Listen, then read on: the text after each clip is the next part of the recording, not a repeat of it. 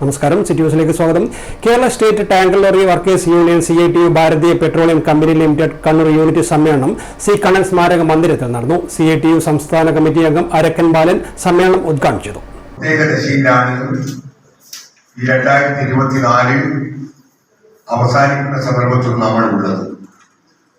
അത് തിരിച്ചറിഞ്ഞുകൊണ്ട് ഭൂതകാലം മനസ്സിലാക്കി ഭാവി കാലത്തെ ഉദ്ധരിപ്പിക്കാൻ വർത്തമാന കാലഘട്ടത്തിലെ സവിശേഷതകൾ മനസ്സിലാക്കി അത് തിരിച്ചറിഞ്ഞ് കല്ലും നെല്ലും ഏതാണെന്ന് മനസ്സിലാക്കി ഇടപെടൽ ശക്തിയായി മുമ്പില്ലാത്ത വിധം നമ്മുടെ സമൂഹത്തിന്റെ അകത്ത് കടന്നു വരാൻ നിർബന്ധിക്കപ്പെടുന്ന ഒരു സാമൂഹ്യ പശ്ചാത്തലമാണ് രാജ്യം ഭരിക്കുന്ന ഭരണാധികാരികൾ മുമ്പൊരിക്കലും സ്വീകരിക്കാത്ത വിധം അവർ സ്വീകരിക്കുന്ന നടപടി വഴിവെച്ചത് എന്ന കാര്യം ഞാൻ ആദ്യമായി ഓർമ്മപ്പെടുത്തുകയാണ്.